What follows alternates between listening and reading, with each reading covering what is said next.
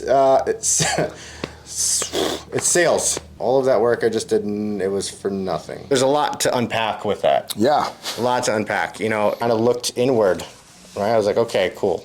Why am I not doing this? It's not because what they're telling me, I'm doing the things that they're telling me, but I'm still failing. And I'm doing the same thing over and over and over, right? And you're not getting better. I think it's time to go back to the drawing board and kind of figure out what the hell you're doing wrong. This is between two flowcharts, man. It goes. Yeah, that was. You're basically asking people, care about yourselves. Care about yourselves. To find that why, that drive. Then I feel like I'm thriving. I'm I'm heading towards prosperity. I feel like I'm meant for more than that. You know, there were tears shed. Yeah. And why? What was it? Why are you a recruiter? Why are you still in the Army? There was good 3, 4, 5 questions for them to answer, and all of their feelings were warranted. Right, and they like I told them that they can't be wrong. I'm in the bananas. Can we get a monkey on this show? And I think that entire room was just, wait, what? Yeah. When you agree, there can be no disagreement. Are we live? Oh, heavens, we're live. Well, hi, I'm Mac. This is Cody. Welcome back to Between Two Flowcharts. Cody, how are you today? We've been better. I had 4 potential applicants. Okay. And I went from 4 to precisely 0. Wow. You want to talk about that? No, I don't. No, I don't. Yeah. Can you describe the feeling? Give the audience a little. How does that feel? It's sales. Yeah. So highs and lows, and that was a low. So Okay. it's like having to start all the way over again. All the way over. So it's like all of that work I just did, it was for nothing. Okay. So it's like I don't even want to start. Where do you start? Well, you pick up the phones and start calling again. So you start right at square one.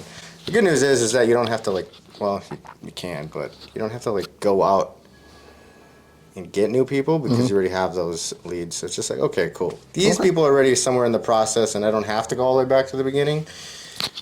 Right, so I'm to the point where it's like, let's just pick up the phone again and start prospecting to generate something really quickly. Hi. Hello. You're just in time for the podcast. Have a seat. This is our first special guest today. This is male lady Jane. Hi. Thank you. Thank you for stopping by. You're welcome. Drill this weekend. Yep. Drill this weekend. RSP, Recruit Sustainment Program. Saturday, we did a little laser tag, Battle House. Yep. Troops had some fun with that. Tactical skills. Yesterday, what happened yesterday? What did we do yesterday? Yesterday was remedial training for recruiters who, who need a little bit more assistance. Remedial? Remedial. Yeah, that's what they call it. Okay. But then they started changing it to refresher training, or best practices, or whatever, because of people's feelings and all that. And you can imagine how that would go through the ranks of a team, or specifically here. Yeah. And how well that's taken. So, You let out the training yesterday. Yeah, I did. At Waukesha. Attendance of roughly 8, 9, plus we had, a couple special visitors from leadership stop by. Yep. Let's talk about that for a little while. Why don't we break it down a little bit? Okay, where are we starting? Well, I was part of your audience. Sitting out there was a lot, I think, of a lot of good content, I think, and we saw the reaction from the audience on that. And I kind of broke it down into 3 sections, I guess, in hindsight.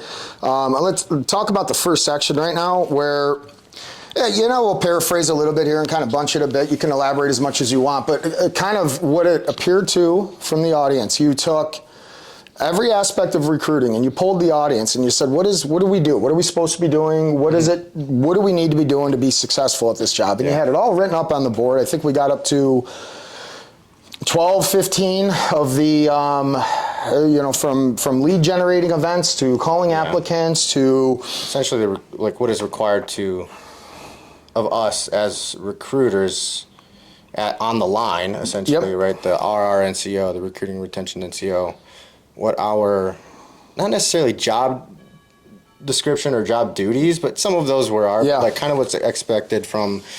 to be successful. leadership, right? And the way I view it, okay, well, hold on. Let's just, before we go down that road, me even just being there to do the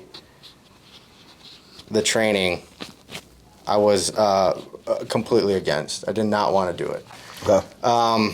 And then there was some back and forth between you and First Sergeant working together to get me to do this. And I don't know why. Let's just answer this question before we go into all that stuff. Why did you guys want me to do it? I know there was, each detachment has got in a rotation to do some sort of training, refresher training, remedial, whatever you want to call it. Our detachment is supposed to do it in March, but we had to flip-flop it because of I don't know, there was something in there between the other detachment who couldn't do it or whatever, so we had to flip-flop it. So, yeah, how about you start there? Sure, we'll start there. Well, you got two reasons. You have a good textbook answer for why did you get asked to lead that training. You are arguably the most successful RNCO right now in the state of Wisconsin. You have been for quite some time.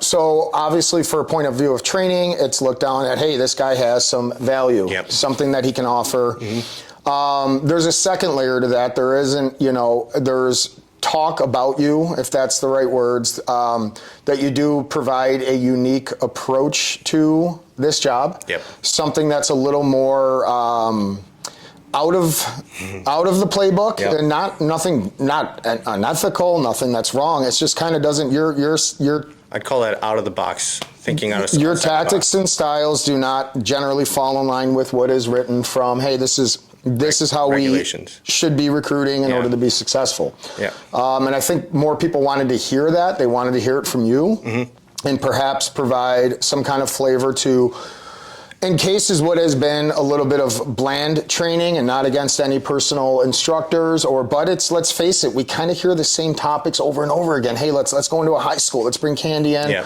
Let's set up a lunch visit when you're doing your IA at night. Here's the.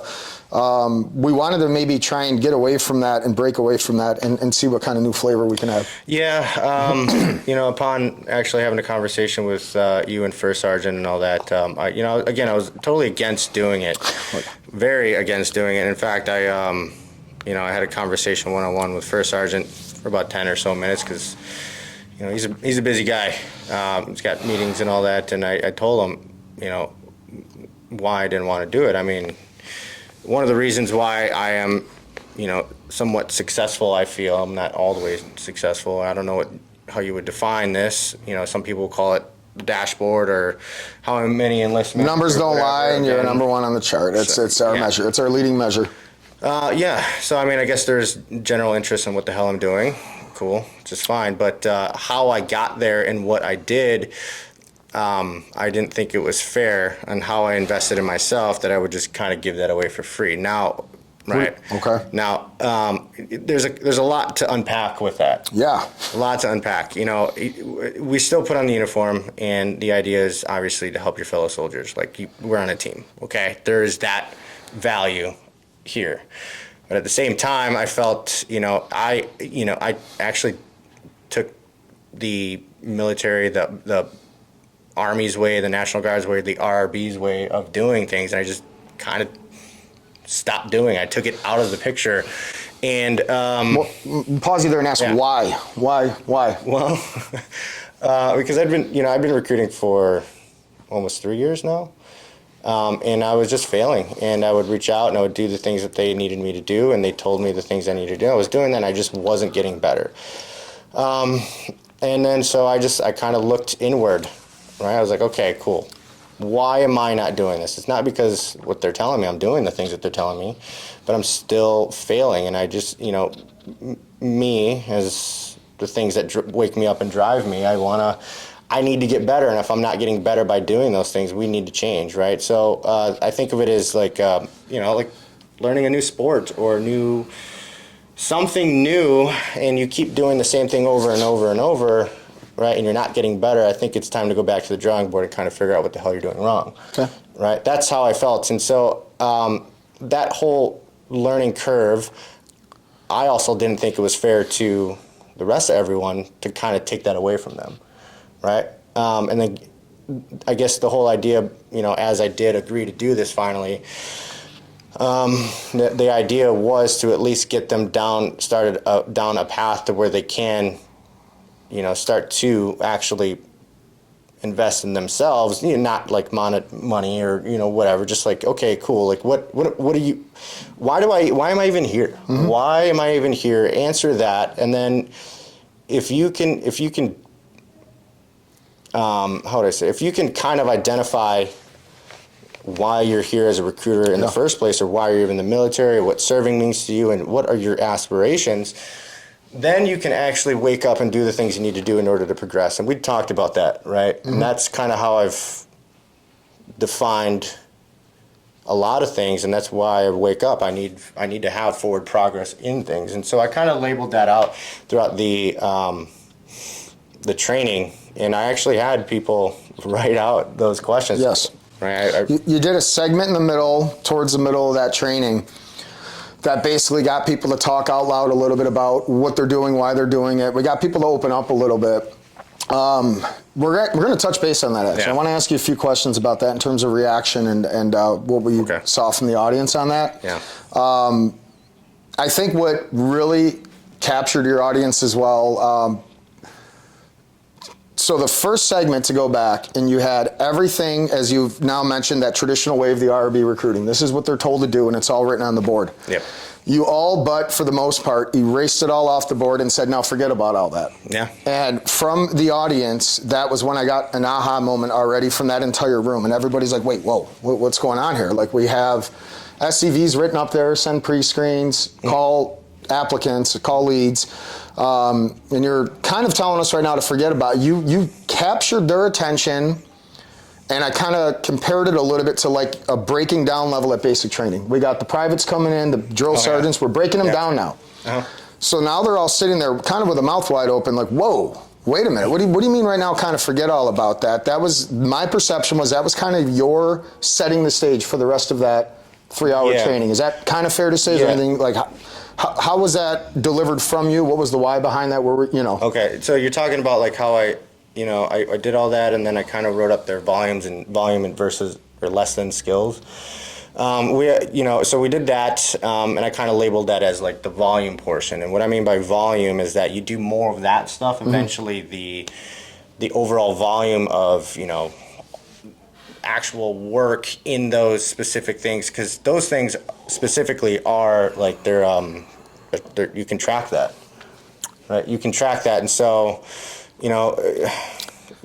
as far as numbers go or whatever, like in terms of the amount of this you're doing. Yeah. So that I labeled that as the volume portion, and then we actually did the skills portion. Like, what skills do you need in order to be successful here in recruiting? What were some of those skills? What were some of the big ones that stood out? I know we had some that when they were said, we were like, just... Yeah, there was like the typical, like, hey, you got to be able to talk to people. Yep.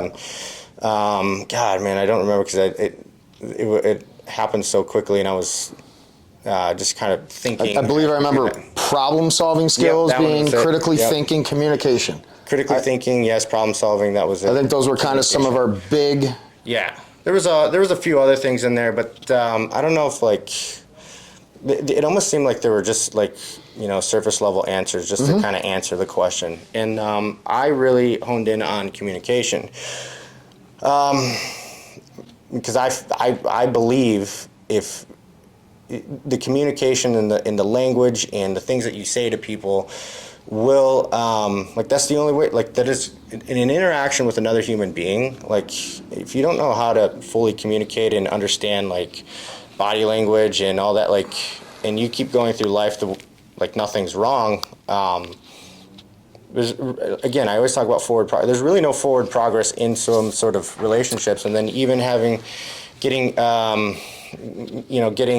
into a deeper relationship with someone, especially if you're here in sales and recruiting, like, it's almost never going to happen, right? It's very difficult to get on a deeper level if you don't have the ability to literally communicate and say the things that you mean. Sure.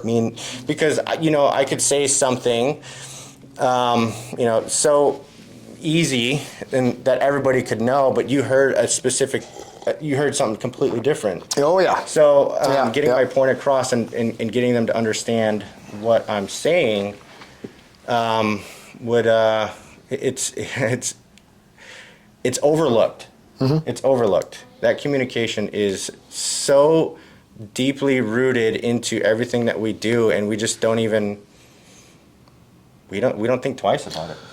Well, and you had, again, with that audience, people hear that word too, and you said a lot of with the skills when we're listing them. Mm-hmm. Sometimes there's kind of some, I don't want to say canned answers or whatever, but quick answers or surface. And even with the word communication, I think my guess is if we could have read everyone's mind in that room when that word mm-hmm. came out, people would have been thinking, "Oh, I'm good. I do presentations. I can talk in front of people." But as you did, elaborate on it more. We're mm-hmm. not. No one's saying it's not about whether you're scared to talk to people. It is the words we're using to get our message delivered. Yeah. And I know we had a comment, and it is every step of this process that it is critical. From that first hello handshake mm-hmm. with that applicant, where maybe you're just getting that name and phone number to call them later. Yep. What is said on that phone call later, or perhaps some of the text messages leading into it. Yeah. Right into the commitment, the IA, and then, in my opinion, the most crucial now is we are getting them through this process, this gauntlet. Yeah.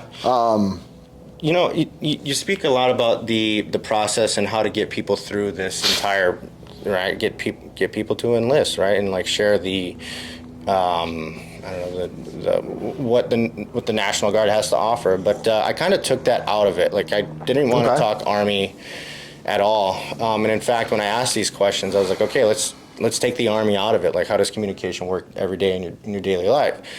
The other thing was I had them define success. Mm-hmm. Remember that, and that was very just as you thought it would be. Achieving goals and all that. The typical answers of like what you think what success is, and it was very, and I said this out loud. It was very apparent that nobody really had put any thought into that. Like, what is success? Mm-hmm. And everyone might have been the first time some of them were really hearing that question directly. Not to change subjects or anything, but we are certainly going on to this. Yeah. This is between two flow charts, man. It goes. Yeah, that was. Sometimes can't control it. That was a very, I think, eye-opening to me to see that people hadn't put any. Well, I don't want to say hadn't put thought into it, but mm-hmm. whatever. But like actually deep thinking on what success is and where you want to be and the aspirations.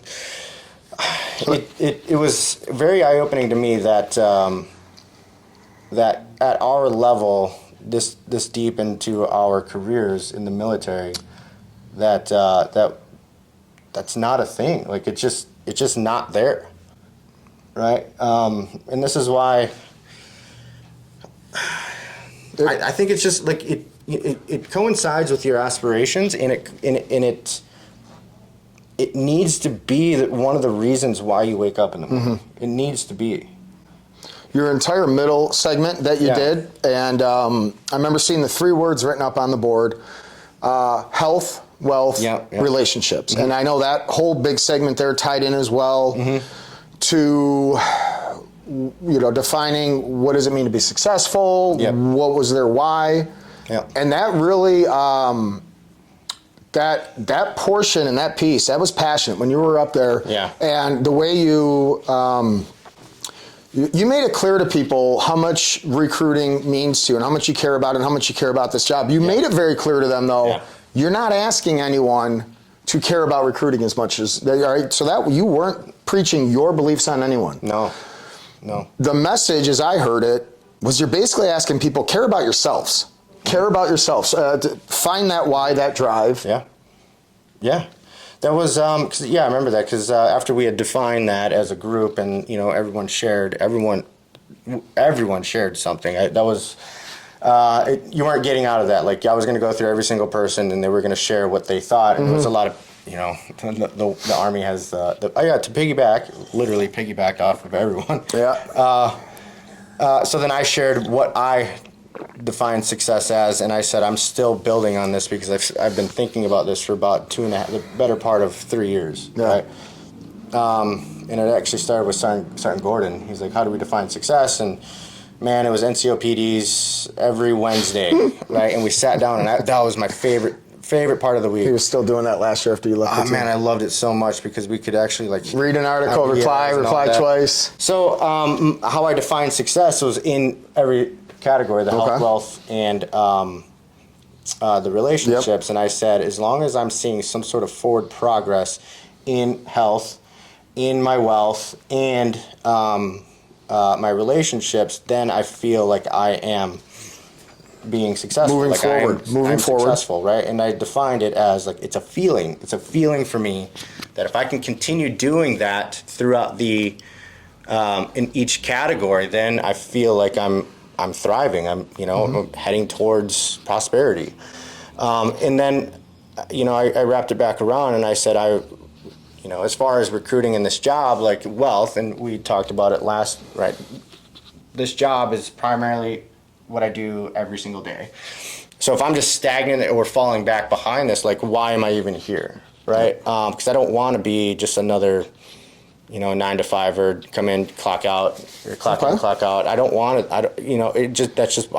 I feel like I'm meant for more than that. Sure. And so I wrapped it back around saying that, hey, listen, I've fallen in love with recruiting, and I love this so much that I want to see progress in this, because now I get to lay my head down at night knowing that in that health portion, that wealth category, Yep.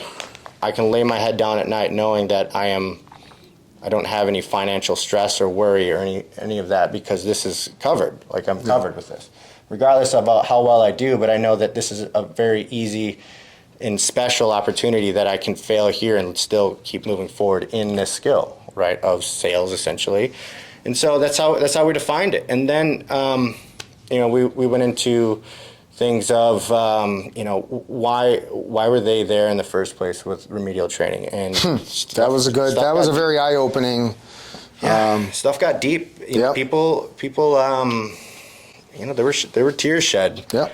And Why? What was it? Why are you a recruiter? Why are you still in the Army? There was good 3, 4, 5 questions for them to answer, and then I was like, okay, well, let's talk about why are you here?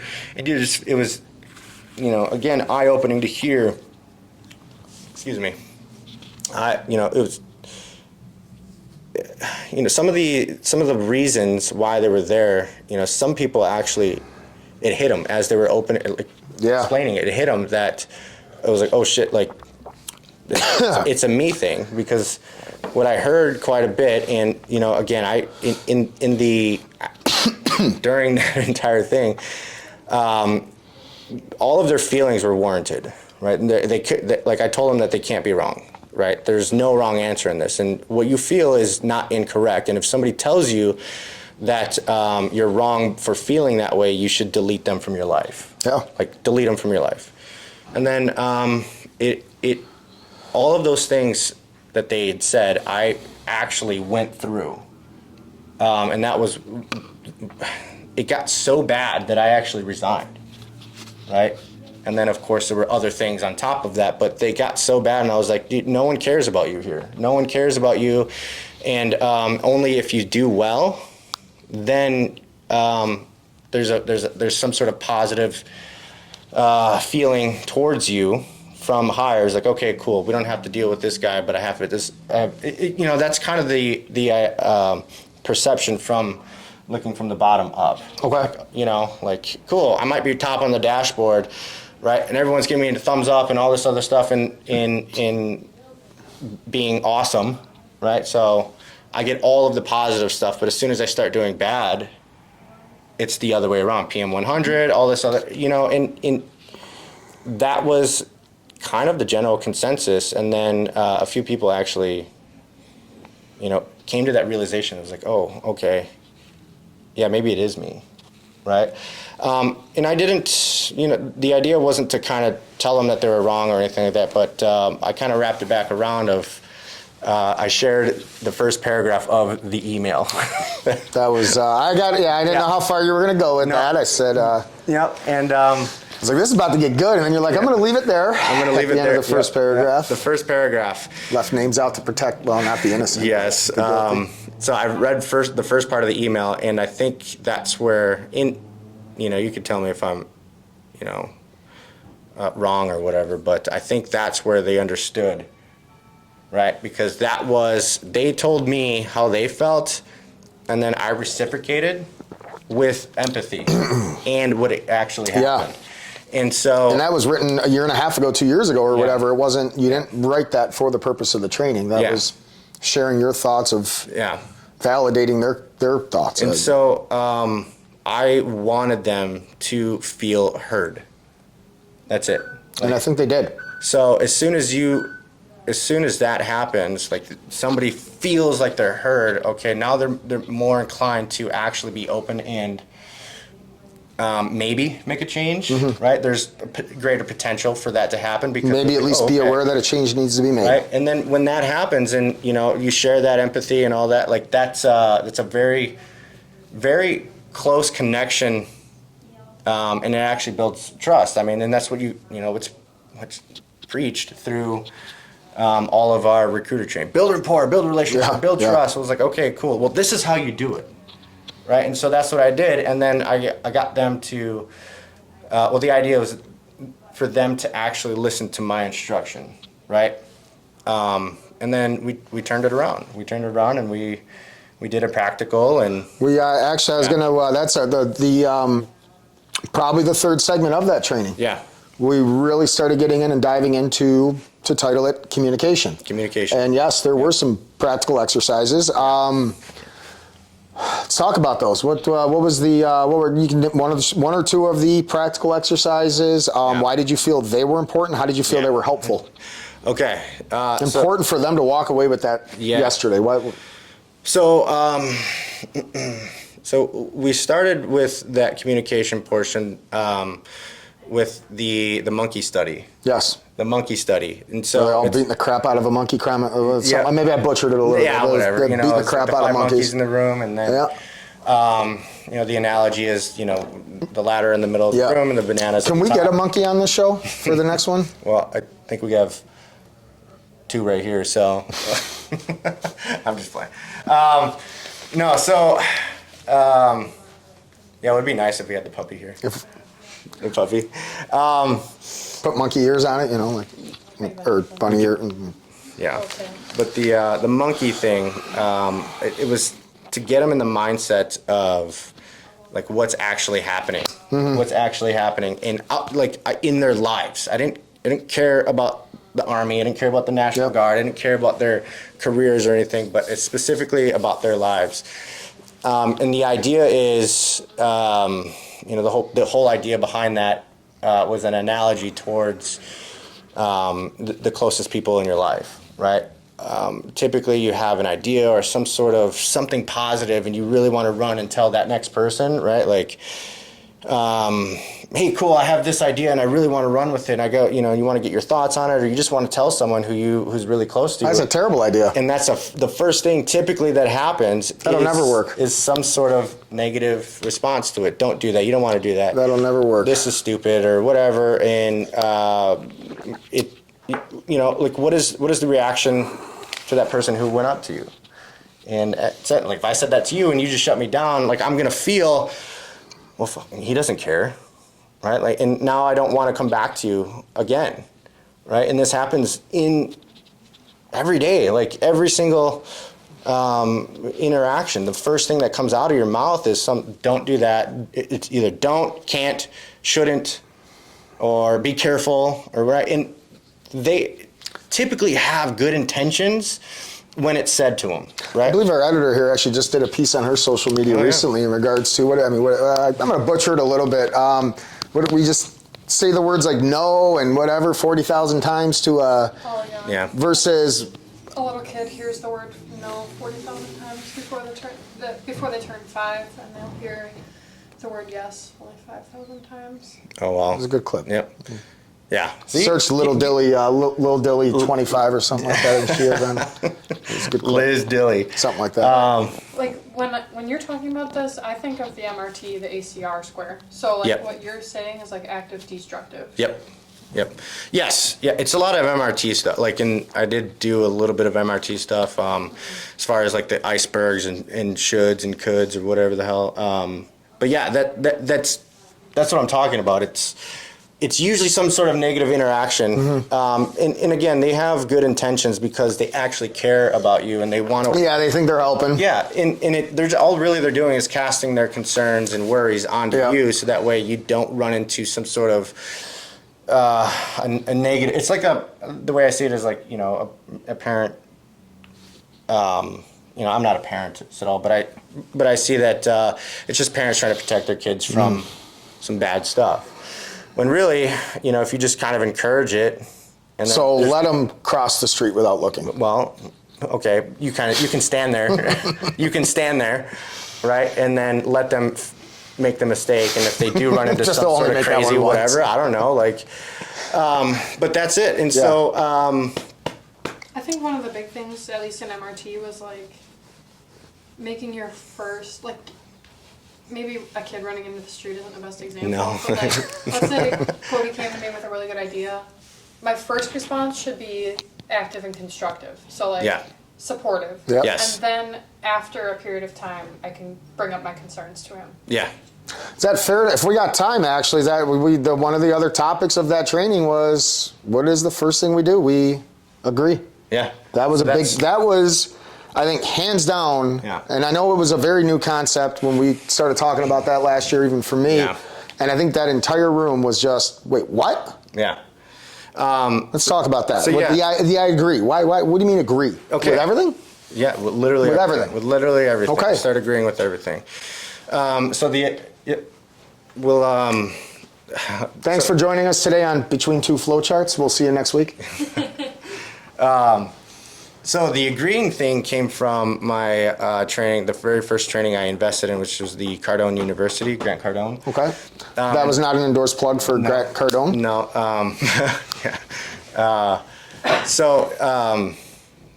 In one of the first training modules, he's like, go 24 hours and agree with anything, and you're gonna fail within the first time you try it. And by like the first conversation I had with my wife, I failed immediately. Yeah. It's like, oh, okay. How do I do this? These coaches are terrible. Yeah, they are. So the idea behind agreeing, okay, and his quote, and I said this quote in the training, is it's so stupid, but it's so profound, right? Like, Yeah. when you agree, there can be no disagreement. Duh, right? It was like, oh, but then you think about it, and it really, like, the gravity of that quote was like, oh, okay, it kind of, all right, we're onto something here. Mm-hmm. And so I just started doing that, and I started this 2 years ago, 2.5 years ago, and it was probably one of the most difficult things that I'd gone through, because I was in this office with two other recruiters, Farnes and Lubsey, and holy wow. Once I started to do that, I started to notice like negative words more often. And then I started to hear positive things go out, and then negative things come back via their language and their words, and it sparked a lot of arguments.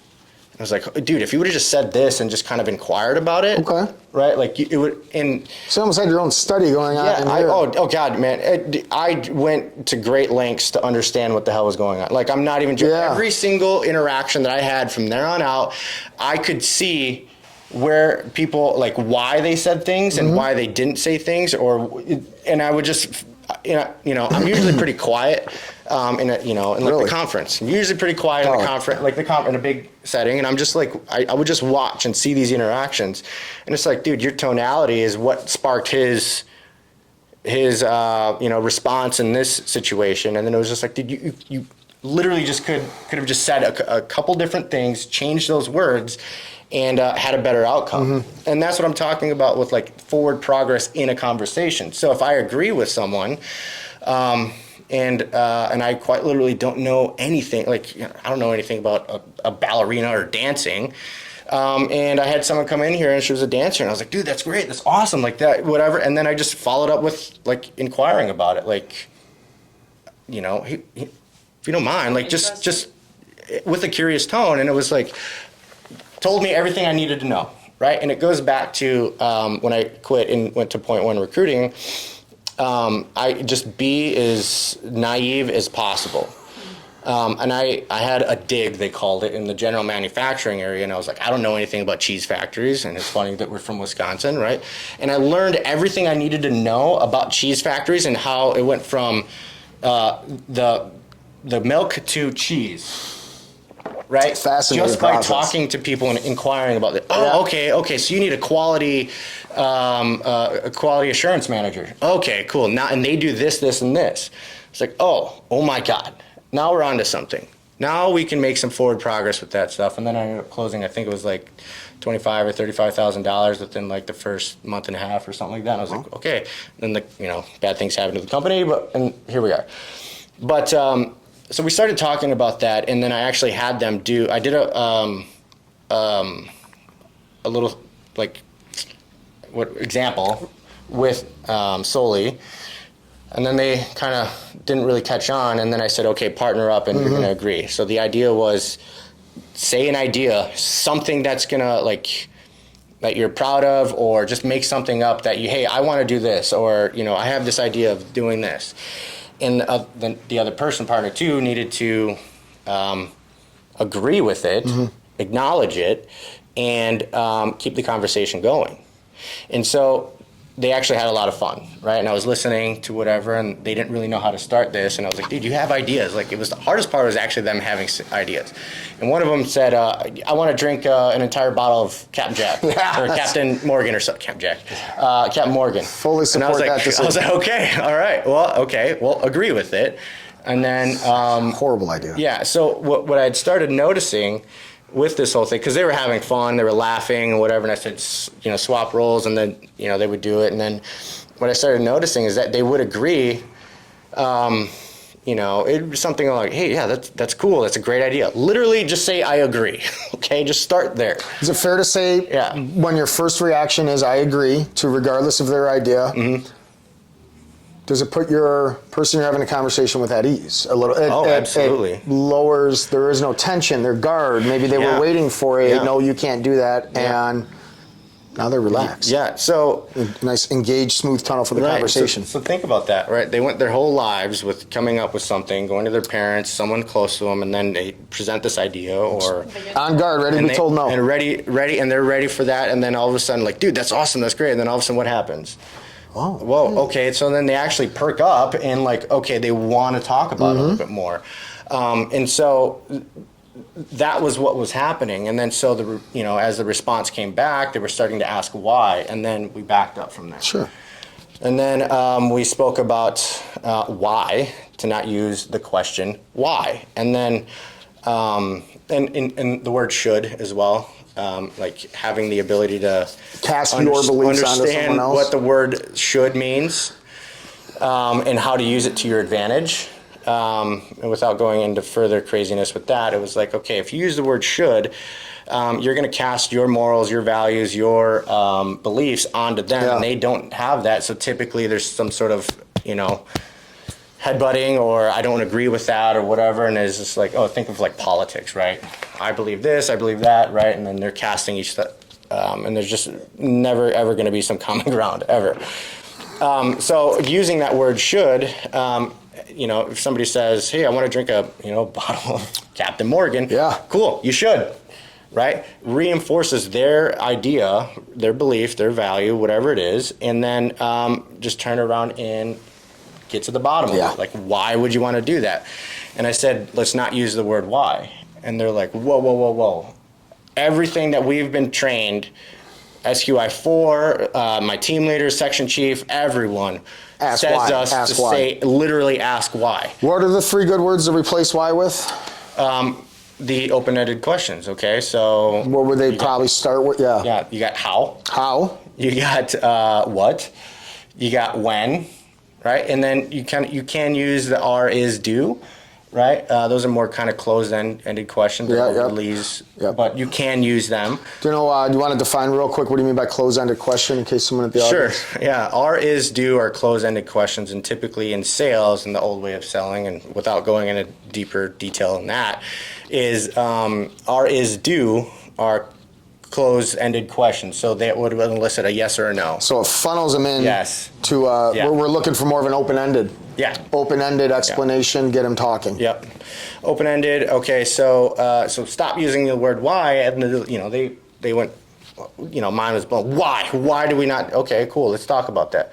Well, why? If I ask you why you wanted to do something, You're questioning me. Then yes, you're questioning me. You're questioning me. Defenses went up, your guard went up, and now you have to explain yourself and justify everything. Yeah. And then it opens everything up for some back and forth, a debate, an argument, Sure. whatever it is. And I just don't want to have that, because when you have that, it's very difficult to get someone out of that mindset, that mood, right? It's very difficult. Okay. How much time we got? We got time. We still got time. We're good. 40 minutes. Yeah. 40. Well, I don't know. I it's need been 40. 40 But minutes. what if you wanted to give your audience a sneak peek at what's? I hear there's a best practices part B coming next Yeah. month. Is this true? Is this? I mean, it's a rumor right now. Is this Yeah. true? What can they look forward to? What next avenues of this are we going to dive into in the best practices part B? Just so- give me a little sneak peek here. Okay. They're going to have to show up and attend to. Okay, so at the end of the training, and we had to cut it short, I did have 2 other practicals that I wanted to get to with negative speech and empathy, but we'll probably dive into that a little bit more. But I said